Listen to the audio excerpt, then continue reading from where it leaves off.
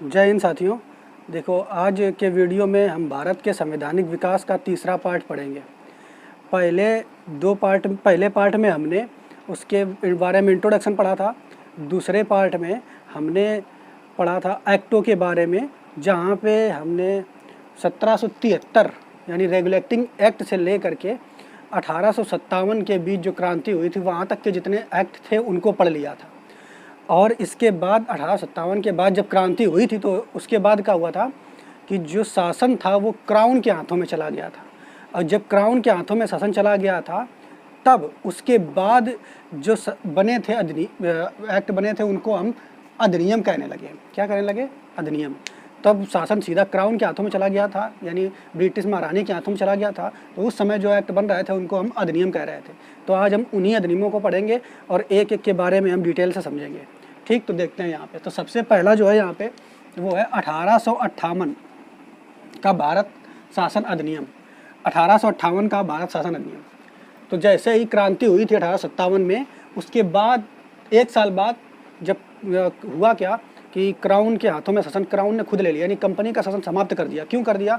क्योंकि ब्रिटेन को लगने लगा था कि अब अगर इतनी बड़ी क्रांति हो चुकी है तो भारत कहीं हमारे चंगुल से निकल ना जाए, इसलिए उन्होंने वहाँ की महारानी ने कहा, देखा कि भैया अब जो शासन है वहाँ भारत का पूरा अपने हाथों में ले लिया जाए, किसी कंपनी वगैरह के हाथों में ना दिया जाए। तो इसीलिए 1858 में अधिनियम आया, उसको हम देख लेते हैं। तो 1858 में जब अधिनियम आया था तो उस समय ब्रिटेन के पीएम यानी प्रधानमंत्री कौन थे? तो उनका नाम है पल्मरस्टोन। ठीक है, तो उस समय पल्मरस्टोन नाम के पीएम प्रधानमंत्री ब्रिटेन में थे। और ताज यानी क्राउन वहाँ की महारानी कौन थी? महारानी विक्टोरिया। ठीक, इसके बाद में इसके जो प्रमुख पॉइंट हैं उनको हम देख लेते हैं, कौन कौन से पॉइंट प्रमुख हैं। तो पहला पॉइंट क्या है कि उस समय क्या हुआ कि जब कंपनी जो है यानी वो जो कंपनी थी ब्रिटिश ईस्ट इंडिया कंपनी, उसका शासन जो है वो समाप्त कर दिया गया। और शासन जो है सीधे सीधे कहाँ पहुँच गया? तो क्राउन के हाथों में सीधे सीधे शासन पहुँच गया। ठीक, इसके बाद जब क्राउन के हाथों में शासन पहुँच गया तब क्या हुआ कि ब्रिटेन में एक पद बनाया गया जिसका नाम है भारत सचिव। इसको याद करना है। ठीक, भारत सचिव एक पद बनाया गया था ब्रिटेन में। और ये पद जो बनाया गया था ये बोर्ड ऑफ डायरेक्टर और बोर्ड ऑफ कंट्रोल, ठीक, जो 1773 रेगुलेटिंग एक्ट के तहत बनाए गए थे। तो बोर्ड ऑफ डायरेक्टर और बोर्ड ऑफ कंट्रोल।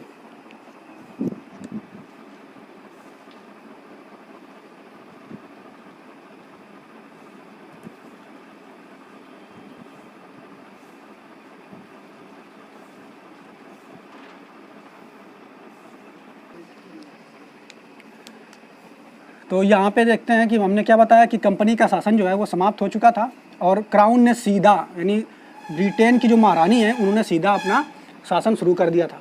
अब क्या हुआ था कि एक पद बनाया गया, भारत सचिव का एक पद बनाया गया, ये आपको याद रखना है। और ये जो पद बनाया गया था तो 1773 के रेगुलेटिंग एक्ट में हमने पढ़ा था, एक पद था बोर्ड ऑफ डायरेक्टर और बोर्ड ऑफ कंट्रोल। इनकी जगह पर ये पद बना दिया गया। यानी जो काम ये लोग करते थे ब्रिटिश ईस्ट इंडिया कंपनी के दौरान, बोर्ड ऑफ डायरेक्टर और बोर्ड ऑफ कंट्रोल, उनकी जगह अब ब्रिटेन की महारानी ने एक पद बनाया जिसका नाम था भारत सचिव। ठीक, और भारत सचिव जो था ये कहाँ बनाया गया था? तो ब्रिटेन में बनाया गया था। ये बिल्कुल आपको याद रखना है। इसके अलावा ये जो भारत सचिव था ये ब्रिटिश मंत्रिमंडल, जैसे अभी वर्तमान में भारत का मंत्रिमंडल है, तो उसी तरीके से वहाँ पे उस समय ब्रिटेन का एक मंत्रिमंडल होता था, उसी मंत्रिमंडल का ये सदस्य होता था भारत सचिव। आपसे कभी कभी प्रश्न पूछ लेता है कि प्रथम भारत सचिव कौन था? तो उनका नाम था लॉर्ड स्टैनली। क्या नाम था? प्रथम भारत का सचिव कौन था? Lord Stanley. इसके अलावा तीसरा मेन पॉइंट जो है, एक है भारत परिषद। तो भारत सचिव जो पद बनाया गया था इसकी सहायता करने के लिए कुछ लोगों का ग्रुप बनाया गया। तो उन लोगों का जो ग्रुप था उसी का नाम दिया गया भारत परिषद। यानी भारत सचिव की सहायता करने के लिए, जो कि ये भारत सचिव पद बना था, कहाँ बना था? ये बना था ब्रिटेन में। तो इसकी सहायता करने के लिए जो सदस्यों का ग्रुप बनाया गया था उसको नाम दिया गया भारत परिषद। इसमें कितने सदस्य थे? 15 सदस्य थे।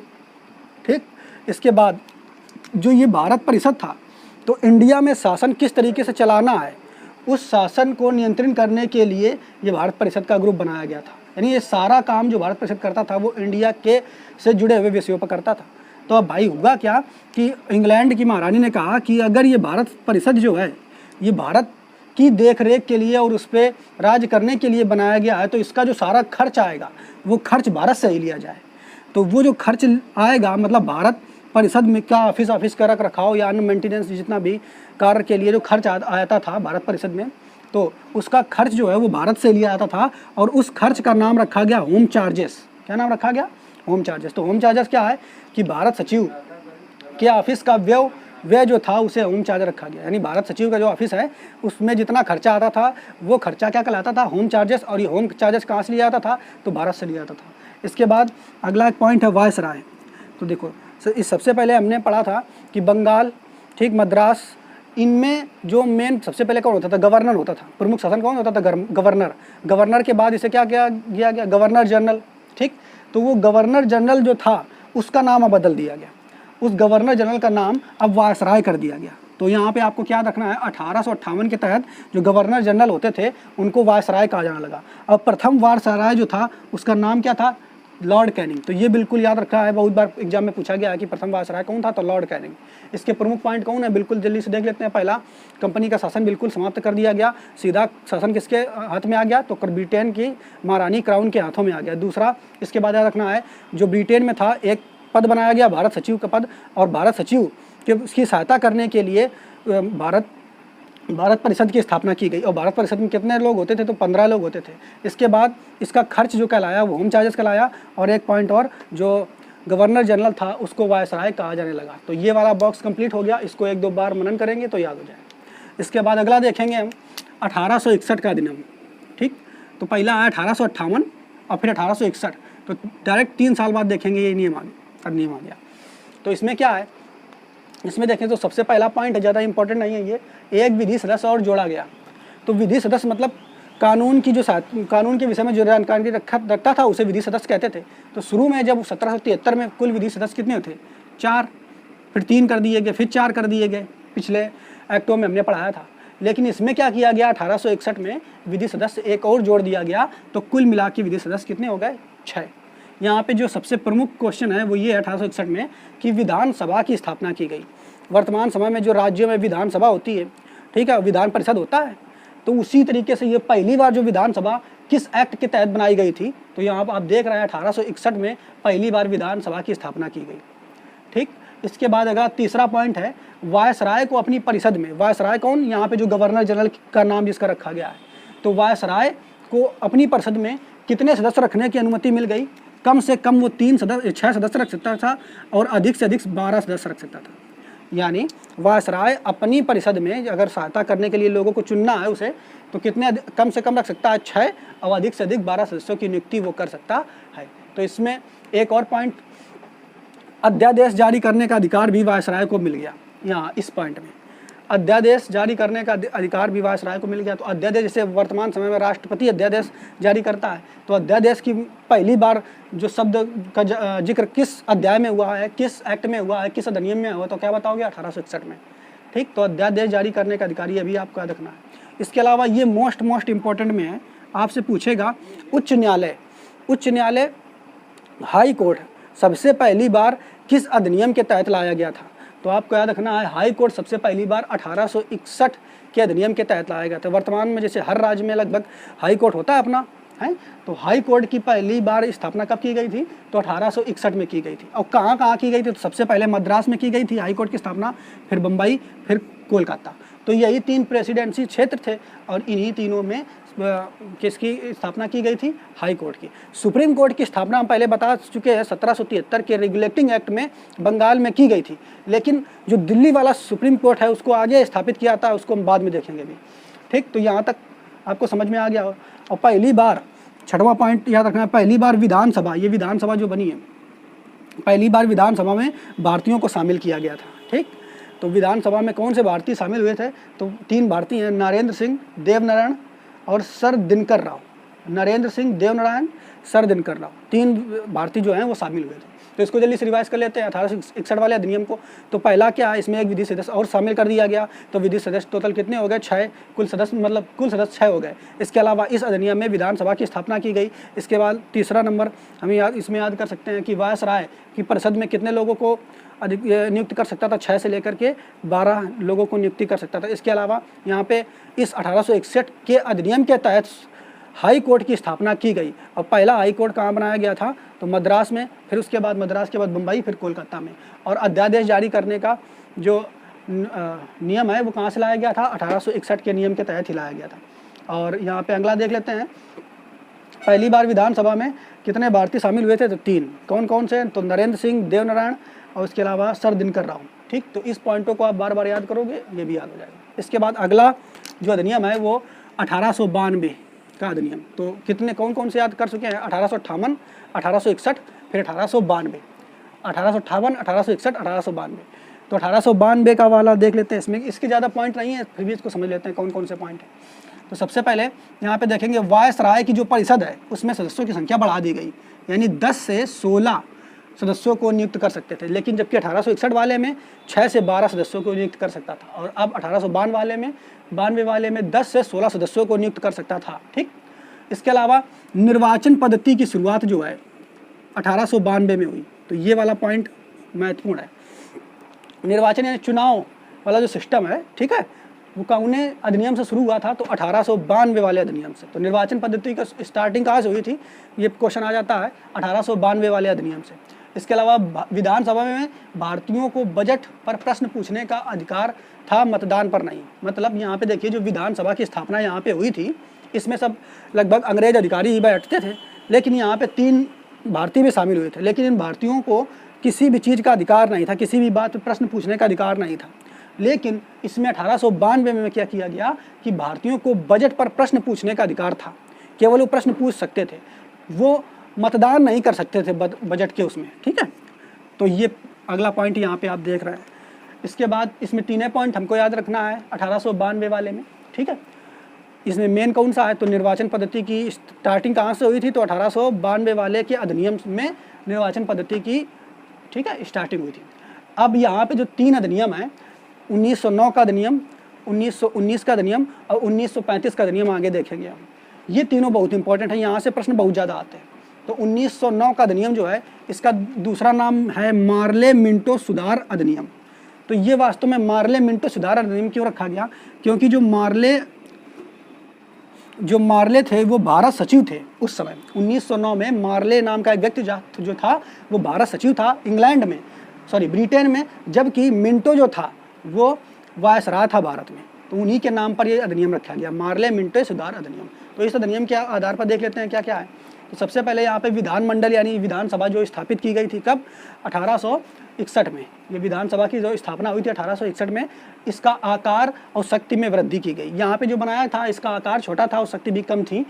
तो विधानमंडल की स्थापना जो की गई थी 1861 में, 1909 में उनकी शक्तियों को बढ़ा कर दिया गया। उसके अलावा यहाँ पे क्या हुआ, देखो, जो विधान मंडल था या विधान सभा थी, उस विधान सभा में हमें पता था शुरू में तो भारतीयों को कोई अधिकार नहीं था, लेकिन 1892 वाले में क्या था, बजट पर प्रश्न पूछने का अधिकार था। लेकिन इसमें क्या हुआ, 1909 वाले में जो भारतीयों को थोड़ा सा और अधिकार दे दिया गया। क्या अधिकार दे दिया गया, भारतीय जो थे वो अब बजट के अलावा अन्य लोकल विषयों पर भी प्रश्न पूछ सकते थे। ठीक है, लोकल विषय मतलब शिक्षा संबंधी या अन्य जितनी भी लोकल विषय होते हैं उन पर भारतीय जो है प्रश्न पूछ सकते थे। ठीक, तो यहाँ पे आपको याद रखना है, भारतीयों को सार्वजनिक विषयों पर प्रश्न पूछने का अधिकार हो गया, जबकि 1892 में केवल और केवल उनको बजट पर प्रश्न पूछने का अधिकार था। इसके बाद अगला देखो, पृथक निर्वाचन। ये यहाँ पे महत्वपूर्ण है। पृथक निर्वाचन क्या है, पृथक निर्वाचन जैसे यहाँ पे चुनाव निर्वाचन की स्टार्टिंग कहाँ से हुई थी, तो 1892। निर्वाचन पद्धति की स्थापना कहाँ से हुई थी, 1892। अब पृथक निर्वाचन में क्या है कि अलग अलग निर्वाचन पद्धति कर दिया गया। तो यानी यहाँ पे जैसे हिंदू, मुस्लिम, सिख, ईसाई अपने देश में सभी लोग रहते हैं, तो अंग्रेजों ने क्या किया कि यहाँ पे हिंदू और मुसलमानों को बांटने के चक्कर में इन्होंने क्या कर दिया, पृथक निर्वाचन कर दिया। यानी मुसलमानों को अलग अपना चुनाव लड़ने के लिए और हिंदुओं को अलग। तो इनको अलग अलग करने के लिए पृथक निर्वाचन की व्यवस्था अंग्रेजों ने कर दी। ठीक है, तो प्रथम बार पृथक निर्वाचन की व्यवस्था कब हुई थी, तो 1909 में। और किसके द्वारा? मार्ले मिंटो के द्वारा। और इनका बस अंग्रेज़ों का ये सिद्धांत था कि किसी तरीके से, क्योंकि उस समय देश को आज़ाद कराने के चक्कर में हमारे देश के सभी, चाहे वो हिंदू हो, मुस्लिम हो, सिख हो, ईसाई हो, सभी मिल के जुल के इन अंग्रेज़ों के खिलाफ आंदोलन में भाग लेते थे और भारत को आज़ाद कराना चाहते थे। तो इन्होंने क्या किया कि भारत में उस समय एकता बहुत देखी जा रही थी, तो अंग्रेज़ों ने इनको तोड़ने के लिए पृथक निर्वाचन की व्यवस्था शुरू कर दी। और किसने शुरू की थी? तो मिंटो उस समय वायसराय था, इसने शुरू किया था। ठीक है। अब पहली बार मुसलमानों को आरक्षित सीट दी गई इसमें। ठीक। इसके बाद यहाँ से एक प्रश्न और उठता है कि सांप्रदायिकता का जनक वाला अधिनियम कौन है? तो 1919 का अधिनियम, 1909 का अधिनियम जो है वो सांप्रदायिकता का जनक वाला अधिनियम है। और सांप्रदायिकता का जनक कौन, किसे कहा जाता है? तो उसका नाम है लॉर्ड मिंटो। ठीक है। तो ये मिंटो है वायसराय, इसी को ही सांप्रदायिकता का जनक बोला जाता है। इसके बाद ये वाले इसके पॉइंट हमें याद हो गए। पहला, विधानमंडल जो है उसमें आकार में वृद्धि हो गई। दूसरा क्या था? दूसरा पॉइंट हम याद कर लेंगे। उसका दूसरा पॉइंट था भारतीयों को सार्वजनिक चीज़ों पर प्रश्न पूछने का अधिकार हो गया। प्रथम निर्वाचन, ठीक है, प्रथम निर्वाचन की व्यवस्था कर दी और मुसलमानों को आरक्षित सीट दे दी गई। उसके अलावा सांप्रदायिकता का जनक किसे कहा गया? तो लॉर्ड मिंटो को सांप्रदायिकता का जनक कहा गया। उसके बाद अगला अधिनियम आया जिसको हम 1919 का अधिनियम कहते हैं। और यहाँ पे जो इसका दूसरा नाम है वो है मॉन्टेग्यू चेम्सफोर्ड अधिनियम। मॉन्टेग्यू चेम्सफोर्ड अधिनियम, इसको मॉन्टेग्यू चेम्सफोर्ड अधिनियम क्यों कहते हैं? क्योंकि वही बात, क्योंकि यहाँ इंग्लैंड में मॉन्टेग्यू जो था वो वहाँ पे 12 सचिव था और चेम्सफोर्ड जो थे वो कौन थे? तो चेम्सफोर्ड उस समय वहाँ पे अपने देश में, भारत में कौन थे भैया? तो ये वायसराय थे। ठीक है। तो वायसराय के बाद अब यहाँ पे देखो, यहाँ पे प्रमुख पॉइंट कौन कौन है उनको देख लेते हैं। पहला पॉइंट है यहाँ पे केंद्र में द्विसदनात्मक व्यवस्था। तो पहली बात ये याद रखोगे, देखो कैसा, जैसे वर्तमान समय में हमारे भारत में लोकसभा तथा राज्यसभा है, वो जो व्यवस्था है वो यहीं से ली गई है। तो पहली बार केंद्र में द्विसदनात्मक व्यवस्था हुई। और उस समय जो 2 सदन से कौन कौन थे? उच्च सदन, निम्न सदन। ठीक है। उच्च सदन, निम्न सदन। जैसे वर्तमान समय में जो भारत का राज्यसभा है वो उच्च सदन है और लोकसभा है वो निम्न सदन है। ऐसे ही उस समय उच्च सदन और निम्न सदन कब बनाया गया? तो 1919 के अधिनियम में पहली बार द्विसदनात्मक की व्यवस्था भारत में की गई। और उस समय उस सदन में कितने सदस्य थे? 60। निम्न सदन में कितने सदस्य थे? 144। ठीक है। इसके अलावा यहाँ पे ये दूसरा पॉइंट बहुत महत्वपूर्ण है, प्रांतों में दैत शासन लागू करना। तो प्रांत मतलब राज्य। तो भारत में जो राज्य थे उसमें दैत शासन लागू कर दिया। दैत शासन का मतलब हमने बताया था, दैत शासन का मतलब होता है कि जितना भी राजस्व से संबंधित चीज़ें हैं, यानी रुपये पैसे से संबंधित चीज़ें हैं, वो सब अंग्रेज अपने पास रखेंगे, जबकि लोकल विषय जो काम वाली चीज़ें होती हैं उनको भारतीयों को हाथ में दे दिया जाएगा। ठीक। तो यहाँ पे प्रांतों में दैत शासन लागू कर दिया गया, अर्थात आरक्षित विषय यानी लोकल आरक्षित विषय यानी पैसा और राजस्व वाले जो विषय थे उस पर अंग्रेज लोग काम अपना करते थे और ये किसी भी चीज़ के लिए उत्तरदायी नहीं थे। जबकि हस्तांतरित जो विषय थे, लोकल विषय थे, जो शिक्षा संबंधी, स्वास्थ्य संबंधी, ठीक है, ये जो विषय थे ये किसको दे दिया गया? तो यहाँ के कर्मचारियों अर्थात राजाओं को दे दिया गया। ठीक है। तो प्रांतों में दैत शासन कब लागू हुआ? तो तुरंत याद रखना है 1919 में, 1919 के अधिनियम में। ठीक। इसके अलावा प्रत्यक्ष चुनाव पद्धति अपनाई गई। वहाँ प्रत्यक्ष चुनाव पद्धति यहाँ पे अपनाई गई थी, प्रत्यक्ष चुनाव पद्धति। ठीक। तो आपसे पूछेगा कि प्रत्यक्ष चुनाव पद्धति का कब पहली बार अपनाई गई? तो 1919 के अधिनियम में प्रत्यक्ष चुनाव पद्धति, जो वर्तमान समय में जैसी चुनाव पद्धति अब चल रही है, ठीक है, तो वो पद्धति कब अपनाई गई थी? तो 1919 के अधिनियम में। यहाँ पे एक अभी हमने निर्वाचन पद्धति देखा था, तो यहाँ पे क्या होता था, यहाँ पे जैसे यहाँ पे वोट दिए जाते हैं तब लोग चुनाव पद्धति होती है। तो जो वर्तमान समय में जैसी चुनाव पद्धति चल रही है तो वो ये वाली है प्रत्यक्ष चुनाव पद्धति। कब? 1919 में अपनाई गई थी। लेकिन जो ये निर्वाचन पद्धति है, जैसे राष्ट्रपति का चुनाव होता है तो उसमें क्या पब्लिक लोग वोट नहीं देते हैं, जो लोग चुने गए हैं पब्लिक के द्वारा वही उसमें से चुन लेते हैं। ठीक है। तो ये निर्वाचन पद्धति है। ठीक। तो ये 1892 में की गई थी और प्रत्यक्ष चुनाव पद्धति ये कब की गई थी? तो 1919 के अधिनियम में अपनाई गई थी। और पहली बार महिला को मताधिकार यानी महिला वोट डाल सकती है, ये कौन अधिनियम में किया गया था? तो 1919 के अधिनियम में। इसके बाद सांप्रदायिकता का चुनाव, यहाँ पे देखो, यहाँ पे सांप्रदायिकता 1909 में सांप्रदायिकता का निर्वाचन शुरू कर दिया गया था और मुसलमानों को पहली बार अलग से उनकी सीट आरक्षित कर दी गई थी। यहाँ पे क्या किया गया? इसमें सांप्रदायिकता के चुनाव में 4 लोगों को और शामिल कर दिया गया। तो किसको किसको शामिल कर दिया गया था? देखो, मुस्लिम तो यहाँ से अलग कर दिए गए थे, फिर यहाँ किसको शामिल किया गया? तो सिखों को, पंजाबी जो सिख होते हैं उनके लिए आरक्षित सीट अलग कर दी गई। उसके अलावा जो भारतीय ईसाई हैं उनके लिए भी अलग सीट कर दी गई। उसके अलावा सिख हो गए, ईसाई हो गए, और उसके अलावा एंग्लो इंडियन कौन होते हैं? ऐसे अंग्रेज जो अब इंडियन हो गए, उनके लिए सीट अलग कर दी गई। तो 3 ये हो गए, और उसके अलावा महिलाओं, ठीक है, महिलाओं को भी अलग से यहाँ पे कर दिया गया। तो यहाँ पे देख रहे हो सांप्रदायिकता को और बढ़ा दिया गया, यहाँ पे तो सांप्रदायिकता को लाया गया और यहाँ पे और बढ़ा दिया गया। इसके अलावा ये 5वां ली आयोग द्वारा UPSC, union public service commission, UPSC, ठीक है, की स्थापना की गई। और वो केंद्र में, जैसे वर्तमान समय में आईएएस के एग्जाम होते हैं, तो उसमें क्या हुआ, केंद्र में 1926 में ली आयोग के द्वारा यूपीएससी की स्थापना पहली बार कब की गई? तो कौन सा अधिनियम? 1919 के अधिनियम में की गई। और कौन सन में की गई? 1926 में की गई। कैग, ठीक है, कैग के बारे में आगे हम पढ़ाएंगे। तो कैग की नियुक्ति भी इसमें की गई। तो इसमें कई पॉइंट हैं आपको समझना है 1919 वाले में। पहला, केंद्र में द्विसदनात्मक व्यवस्था की गई। उसके अलावा प्रांतों में दैत्य शासन लागू किया गया, ठीक, प्रत्यक्ष चुनाव पद्धति को अपनाया गया। 3 पॉइंट हो गए। चौथा, सांप्रदायिकता को बढ़ा दिया गया, पहले था 1, फिर और 4 विषय और जोड़ दिए गए। उसके अलावा कैग की नियुक्ति इसमें की गई 1919 के अधिनियम के में। उसके अलावा ली आयोग द्वारा यूपीएससी, ठीक है, की स्थापना की गई। अब देखेंगे 1935 का अधिनियम, तब तक आप इनका स्क्रीनशॉट ले लो। देते हो। अब देखो 1935 वाला, तो 1935 वाला जो अधिनियम है ये बहुत महत्वपूर्ण है। हमारे भारतीय संविधान में जो बहुत सारी बातें ली गई हैं, लगभग जितनी बातें हैं लगभग उसका 50% से ज़्यादा इसी अधिनियम से ली गई। तो इसकी बातें इसके बहुत सारे पॉइंट हैं, लेकिन कुछ जो प्रमुख पॉइंट जो एग्जाम में आते हैं हम बस उन्हीं को पढ़ेंगे, ठीक। तो पहला देखो यहाँ पे 1935 के अधिनियम में पहला, अखिल भारतीय संघ का निर्माण। अखिल भारतीय संघ का निर्माण यानी इसके तहत क्या रखे थे अंग्रेजों ने? प्रांत, यानी भारत को कैसे बांटा गया था? प्रांत, चीफ कमिश्नरी क्षेत्र और देशी रियासत। प्रांतों को क्या कहते थे? प्रांत ये राज्य हैं, ठीक है, स्वतंत्र राज्य।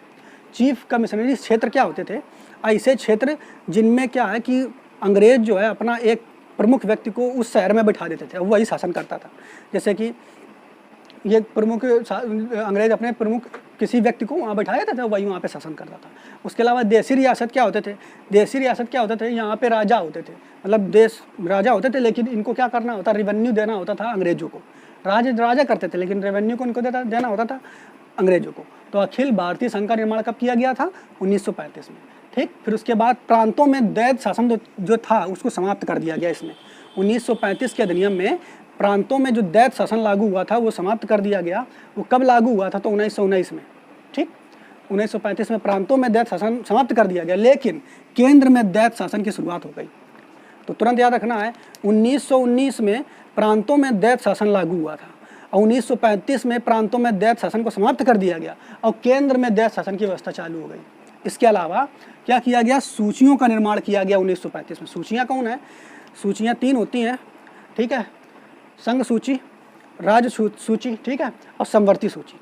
तो इन 3 सूचियों का निर्माण जो है इसमें किया गया था। उसके अलावा यहाँ पे ये मोस्ट इंपॉर्टेंट आपको याद रखना है, यहाँ पे देखो सुप्रीम कोर्ट, जो दिल्ली में वर्तमान समय में जो सुप्रीम कोर्ट है उसकी स्थापना कब हुई थी?